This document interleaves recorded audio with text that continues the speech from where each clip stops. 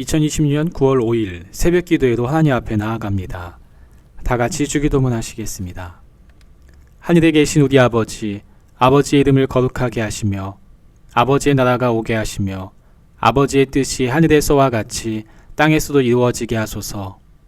오늘 우리에게 일용할 양식을 주시고 우리가 우리에게 잘못한 사람을 용서하여 준 것 같이 우리 죄를 용서하여 주시고 우리를 시험에 빠지지 않게 하시고 악에서 구하소서.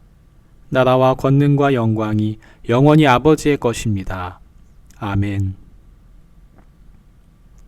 찬송가 420장 너 성결케 위해 함께 찬양합니다.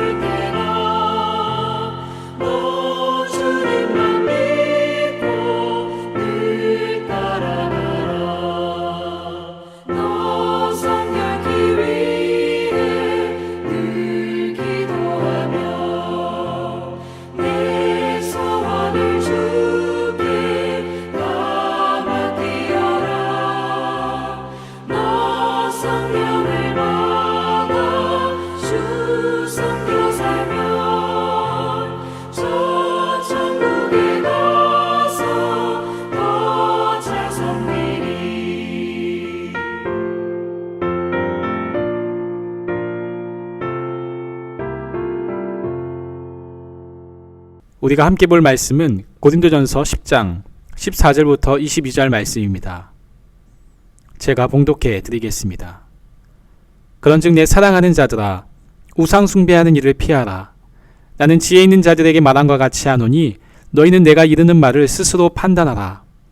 우리가 축복하는 바 축복의 자는 그리스도의 피에 참여함이 아니며 우리가 떼는 떡은 그리스도의 몸에 참여함이 아니냐. 떡이 하나요 많은 우리가 한 몸이니 이는 우리가 다 한 떡에 참여함이라. 육신을 따라 난 이스라엘을 보라. 제물을 먹는 자들이 제단에 참여하는 자들이 아니냐. 그런즉 내가 무엇을 말하느냐. 우상의 제물은 무엇이며 우상은 무엇이냐. 무릇 이방인이 제사하는 것은 귀신에게 하는 것이요 하나님께 제사하는 것이 아니니 나는 너희가 귀신과 교제하는 자가 되기를 원하지 아니하노라. 너희가 주의 잔과 귀신의 잔을 겸하여 마시지 못하고 주의 식탁과 귀신의 식탁에 겸하여 참여하지 못하리라. 그러면 우리가 주를 노여워하시게 하겠느냐. 우리가 주보다 강한 자냐. 아멘. 오늘 본문은 당시 시대적 배경을 알면 쉽게 이해가 되는 말씀입니다. 당시에 사람들마다 섬기는 이방신들이 많이 있었습니다. 사교 모임 등 사람들이 모여 잔치를 열면 우상에게 제사를 드리고 그 음식을 가져다가 그 자리에서 바로 먹었습니다. 이 모임엔 정치, 경제 등 지식 있는 자들이 모였습니다. 이 모임에 참석해야 사람들과의 인맥과 관계도 쌓을 수 있게 되었기에 사람들은 이 모임에 참석하기를 원했습니다. 파티를 주관하는 자가 자신이 믿는 신에게 제사를 드립니다. 제사 후에 제물로 바친 음식을 그 자리에 모인 이들과 함께 먹었습니다. 그 제사의 음식을 취함으로 인해서 제사 드린 신의 은총을 받는다고 생각했습니다. 이런 배경 속에 바울은 고린도 교회의 성도들에게 권면합니다. 우상 숭배를 피하십시오. 16절을 보면 성찬 예식을 들어서 우상의 제물에 참여하는 것을 설명합니다. 성찬 예식에 나누어 받는 잔과 떡을 통해 우리는 그리스도의 피와 몸에 참여합니다. 마찬가지로 우상의 제사에 참여하고 그 제물을 그 자리에서 함께 나누어 먹었던 당시의 관습을 따라서 그리스도인이라 불리는 사람들이 그 우상 제사에 참여하게 되면 우상과 한 몸이 되는 것입니다. 고린도 교회 성도들은 우상은 아무것도 아님을 알고 있었습니다. 바울도 고린도 교회 성도들이 우상을 진심으로 섬길 만큼 어리석다고 생각하지 않았습니다. 그런데 불경건한 자들이 자신들의 우상을 섬기기 위해서 거행하는 종교의식에 참여하는 것에 대해서 아무런 양심의 가책을 느끼지 못한 것에 대해서 책망하고 있는 것입니다. 바울은 다른 신자들에게 나쁜 본보기가 될 소지가 있는 행동에 대해서 엄중하게 책망하고 있는 것입니다. 우리가 하나님을 섬긴다고 했었을 때 내적으로 마음으로 믿으며 신앙을 고백합니다. 또한 외적인 행동을 통해서 엎드리고 부르짖으며 하나님께 손을 드는 여러 가지 행위들도 하나님을 섬기는 것입니다. 마찬가지로 우상의 제물을 두고 여러 가지 의식과 행동에 참여하는 자들, 자신의 이익을 위해 그 자리에 참석만 하는 것도 그 우상을 섬기는 행동으로 간주할 수 있습니다. 19절에 우상은 아무것도 아닙니다. 그러나 우상의 제물을 바라보는 사람들의 인식은 저마다 다를 수 있습니다. 지식이 있는 이들은 우상은 아무것도 아니라 넘길 수 있지만 연약한 자들은 심각하게 받아들일 것입니다. 20절에 보면 우상 자체는 아무것도 아니고 실체가 없는 형상에 불과한 것이지만 사탄이 우상 뒤에 숨어서 우상을 이용해 얼마든지 영향력을 미칠 수 있습니다. 성만찬을 통해 성도들이 하나님과 교제하는 것처럼 그리스도인으로서 이방인들의 우상 숭배 잔치에 참여하는 것은 귀신의 상에서 귀신과 교제하는 것과 같은 것입니다. 21절에 성만찬과 마찬가지로 우상 숭배 잔치도 참여자들을 그 예배의 대상과 하나됨을 가져옵니다. 부처가 구원자가 아님을 우리는 알고 있습니다.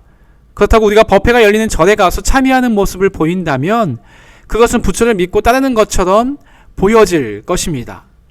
우리는 분별해야 합니다. 스스로 판단해야 합니다.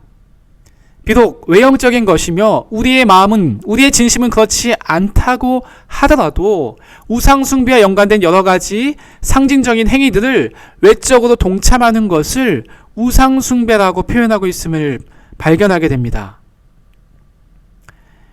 인정하고 싶지 않겠지만 저 여러분은 생각보다 약합니다. 그리고 사탄은 생각보다 강합니다. 이 사실을 우리는 간과할 때가 많이 있습니다.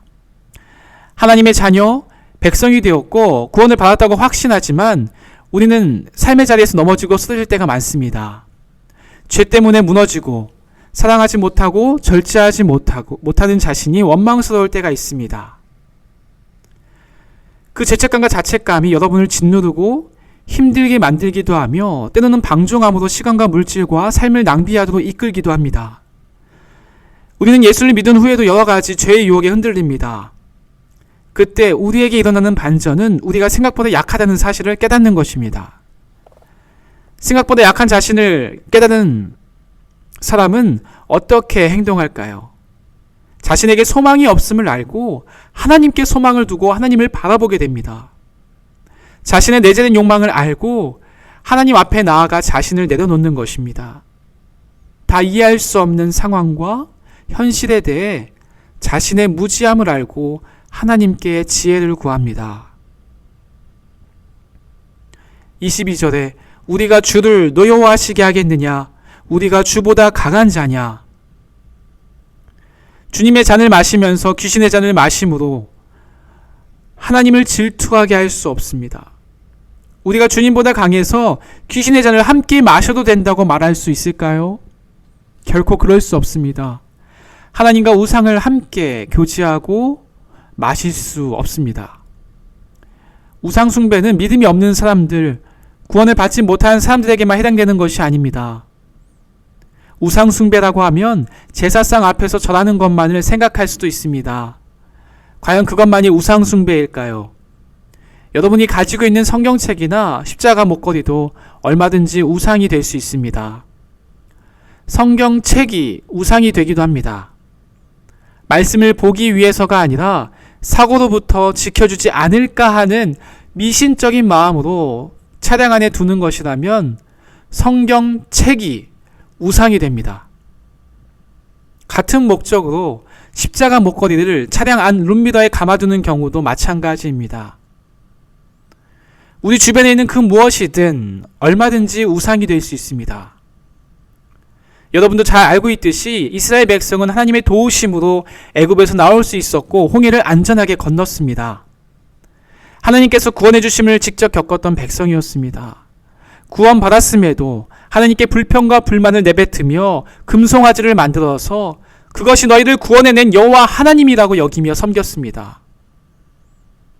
나중에 이스라엘이 남과 북으로 갈라진 뒤에도 이 금송아지는 다시 등장하여 북이스라엘을 어려움으로 몰고 갔습니다. 구원을 분명하고도 선명하게 경험했음에도 이들은 우상을 섬겼습니다. 구원받은 백성임에도 이들은 하나님께서 싫어하시는 하나님의 뜻과 상관없는 행동을 했습니다. 우리는 어떠할까요? 하나님은 중심을 보신다 하셨습니다. 중심은 히브리어로 레브입니다. 마음이라는 뜻입니다. 여러분의 마음을 보신다는 것입니다. 그럼 마음만 중요할까요? 마음만 중요하다면 교회에 모일 필요도 없고 예배나 찬송이나 기도도 필요 없습니다. 하나님께서 우리 마음을 아시는데 무엇이 더 필요하겠습니까? 정말 마음만 중요하고 형식이나 하나님께서 세우신 질서와 방법은 중요하지 않은 것일까요? 마음만 중요하다면 연인 사이의 이벤트는 왜 할까요? 마음이 중요한데 서로의 마음을 잘 알고 있지 않습니까? 기념일은 왜 챙길까요? 마음이 중요한데. 혹시 이렇게 생각하고 계시지는 않으십니까? 말씀을 듣는 분들 중에 자신이 우상을 숭배한다고 생각하는 분은 없으실 겁니다. 그러나 우리가 우상 숭배와 관련된 외적인 행위들에 참여하고 있는 모습은 없는가를 점검해 보아야 합니다. 우리는 우리 스스로가 만든 신을 섬길 때가 있습니다. 무신론자들은 자신을 믿습니다. 하나님을 믿는다고 말하는 사람들 중에도 돈, 교육을 믿는 이들도 존재합니다. 돈은 필요하지만 돈은 우리를 구원해내지 못합니다. 교육도 필요하지만 교육이 우리에게 진정한 행복을 가져다 주지 못합니다.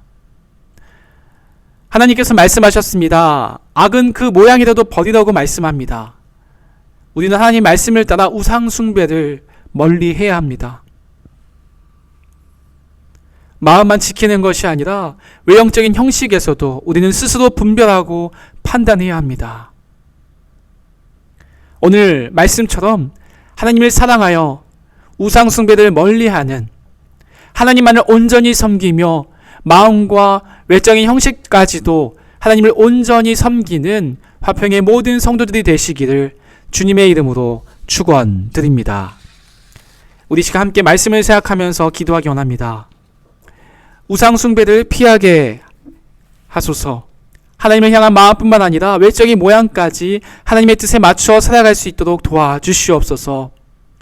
두 번째, 코로나19로 인해 고통 중에 있는 모든 이들에게 치유와 회복의 은혜를 더하여 주시고, 또 병상에 누워있는 환우들에게 하나님께서 회복의 은혜를 더해 주셔서 속히 그 자리를 털고 일어나 다시금 예배의 자리로 나올 수 있게 해달라고 환우들을 위해서 같이 기도해 주시기 바랍니다. 마지막으로 김정인 담임 목사님에게 탁월한 영적인 통찰력과 리더십을 허락하여 주셔서 교회와 민족이 나아가야 할 길을 바르게 열어가게 하여 달라고 이 시간 말씀을 생각하며 또 기도 제목을 놓고 함께 기도하도록 하겠습니다.